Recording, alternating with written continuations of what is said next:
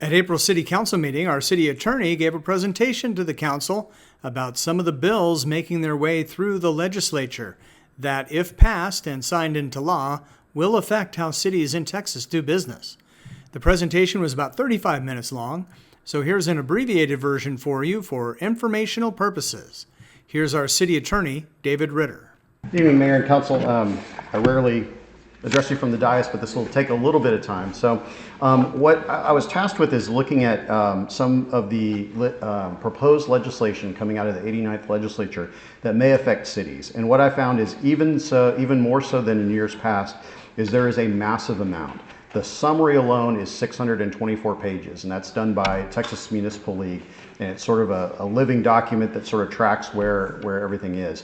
So what I did is just focused on the first, which is mostly land use. There's a couple more, but we'll kind of jump back right in. And I will say it's, as usual, probably not good news for local control. This one comes from the 84th District. Basically, this would prevent a city from adopting or enforcing an ordinance that allows for construction of more than one single-family dwelling on a lot that was zoned for single-family on 9/1/23 and is located in a subdivision with at least one development lot. So it has to be some live development going on. And it provides for some exceptions, but this basically preserves single-family property zoning and creates a cause of action. Again, lets the city be sued, and we're seeing that over and over again, is waiving the city's immunity, creating cause of action.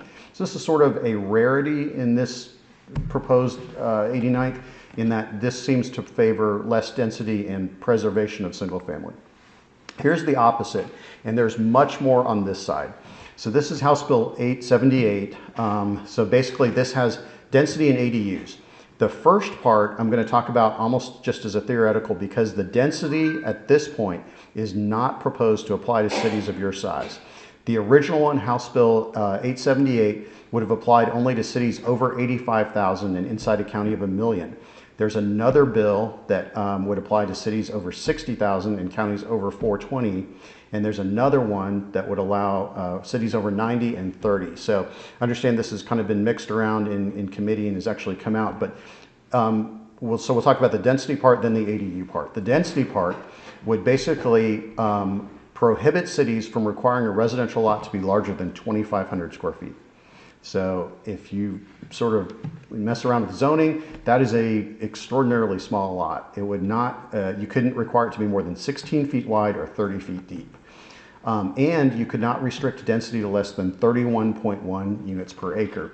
If you remember back in the last legislative session, this one came surprisingly close to passing. That would have allowed development of 31.1 units per acre by right.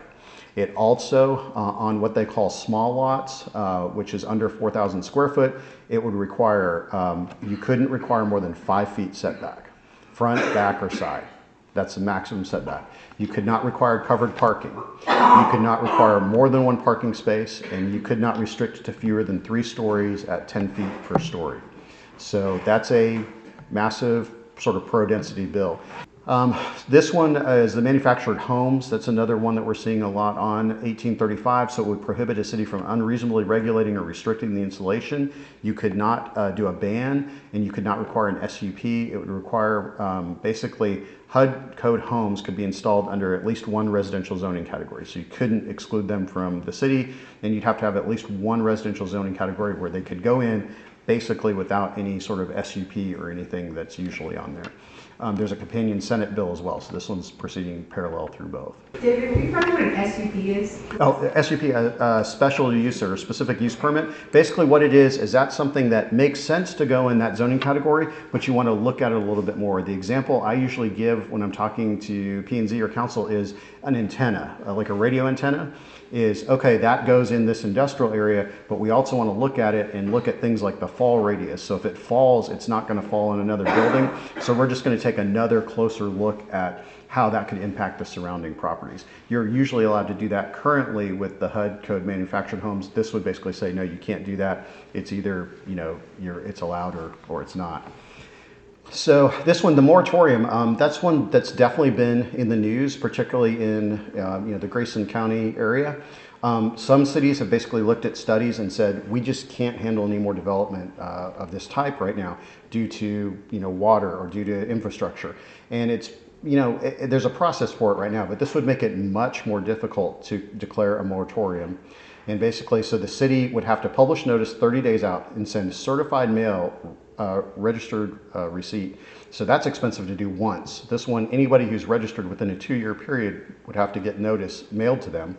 Then the city has to conduct 2 public hearings, at least 30 days apart, but within 12 days of the second hearing.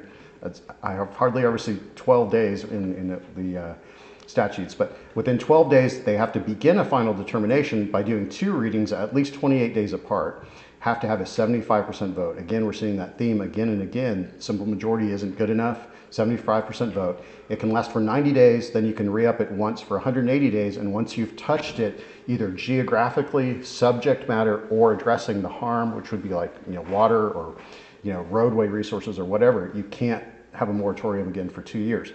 That may not help some of these cities that just 2 years isn't gonna cut it. But that one's a lot of hoops to jump through for sure. This one may be one of my least favorites. I think it looks great in concept. I think it could have disastrous results if adopted. So this is the religious land use bill. So basically it says if there's land that's owned or leased, if it's owned by a religious organization or leased for more than 40 years, with narrow quarter-mile exceptions for airports, heavy industrial, and seaports, a city must allow multifamily and mixed use on that. So you could have a tract in the middle of a single-family neighborhood.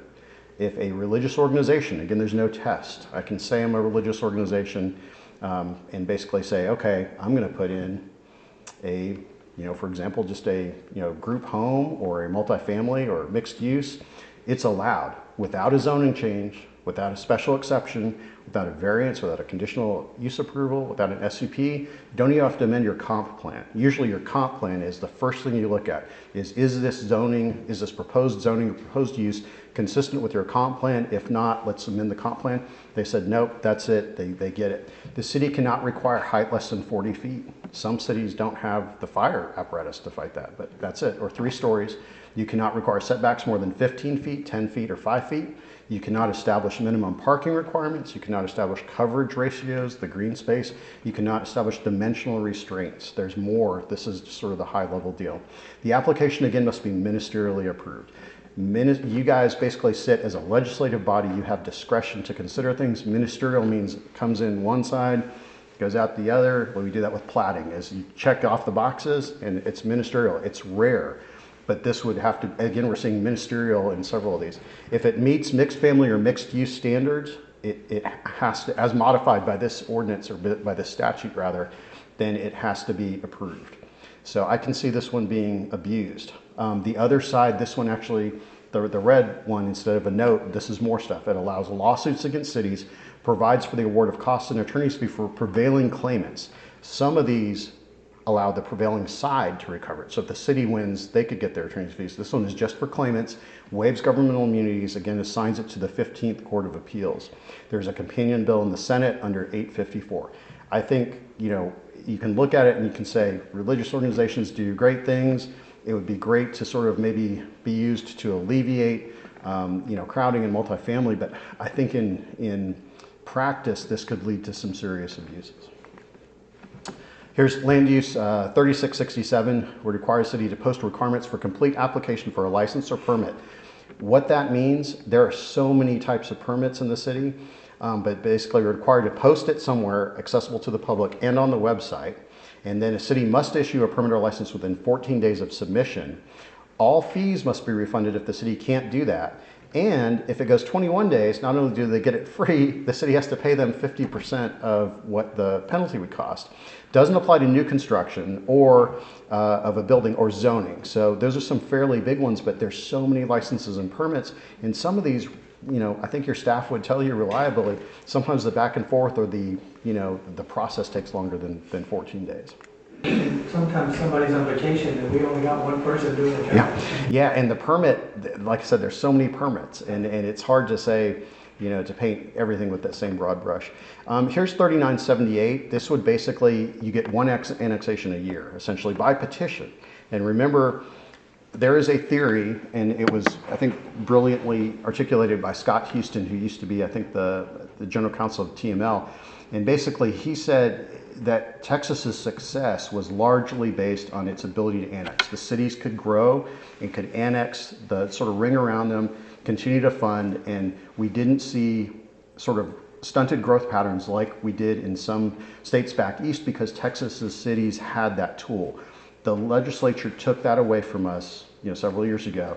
But this one, you still have annexation. If someone comes and says, here's my petition, I want to, this would say you could only do that in areas of less than 200, which is basically your uninhabited areas. You get one a year, and that's it. This would basically kill any city regulation in the ETJ. This is 1507.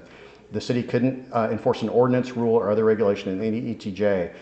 What we saw last session is some talk of let's just do away with ETJ altogether. The practical problem with that is you could have you could have a pig farm, you could have a metal plant, you could have whatever right up next to the city limits, where the idea was ETJ is kind of a buffer zone between the county where you can largely do what you want in the city, which is a little more regulated. But this would basically say, fine, you get the ETJ, you just can't do anything out there. You can call it the ETJ, but you couldn't do subdivision, which is the main city thing that applies out there. Couldn't do signage, couldn't have municipal court jurisdiction, couldn't do platting, impact fees, water conservation and protection. I guess presumably the state or county would do that. Couldn't regulate firearm discharge. There's some other things. Basically kills the ETJ. So this one, impact fees, also a focus of this particular senator. So basically, if a city is considering impact fees, which basically help sort of measure the impact that a development would have and what that would mean in terms of roadway or heavy infrastructure, and it's a way for the city to sort of recoup and basically, offset growth in the demands, the city would have to 60 days prior provide all their land use assumptions, the time period of their projections, and a description of capital improvements. By the way, you can no longer use your P&Z to be your impact fee advisory committee, and a lot of times cities use them because they're familiar with and sort of expert in the development. Takes a 2/3 vote. There's that supermajority again. Impact fees are frozen for 3 years. That could be, particularly in times of volatile price changes, that could really end up hurting cities. And then basically, once you update it, you have to go back and comprehensively relook at it 120 days later and kind of, figure out if that was a good idea. Here's one, Senate Bill 878. A city may not grant an exemption from property tax pursuant to a 380 agreement. Right now, that's what we use for a 380 agreement to encourage economic growth. The city can say, okay, if you come in and you do X and you create so many jobs, then we will let you out of property tax 30% for 5 years, 10 years, basically kill 380 agreements. They become, again, another super competitive thing where Texas has grown and Texas has prospered because of its ability to attract. There's a lot of other ones in the 380 sphere as well. So generally, what's the theme here? Generally, Texas has kind of a system that has made sense for years, which is you become a general law city and there's a toolkit provided in the local government code and other codes that basically says, here's basically your set of ordinances. If you decide to do something outside this, you have to be able to point to specific statutory authority. Once your city hits a certain size, as you've done recently, you become a home rule city. And the whole idea is that as a home rule city, you can adopt any policy or any ordinance as long as it's constitutional and as long as it isn't specifically preempted. And we're seeing significant, once again, erosion of that idea. The super preemption bill that's currently being litigated, there is some more preemption ordinances that would say cities can't do anything in these spheres. And basically, again, and I'm coming from the city side, coming from a lawyer who represents exclusively cities and government entities, part of the thing that I think makes Texas unique is you can live in El Paso if you want to, or you can live in Sherman, or you can live in Port Aransas, and each city's a little bit different and have a different character, but the ability to locally regulate that is being eroded, and it looks like more is on the way from what we've seen, at least so far. So I look forward to sort of bringing you the post-legislature wrap-up, and like we did maybe last year, and hopefully some of these will be tempered, and the erosion of local control will stop. But right now, as you've seen, for every good one, there's a lot that restricts cities. So.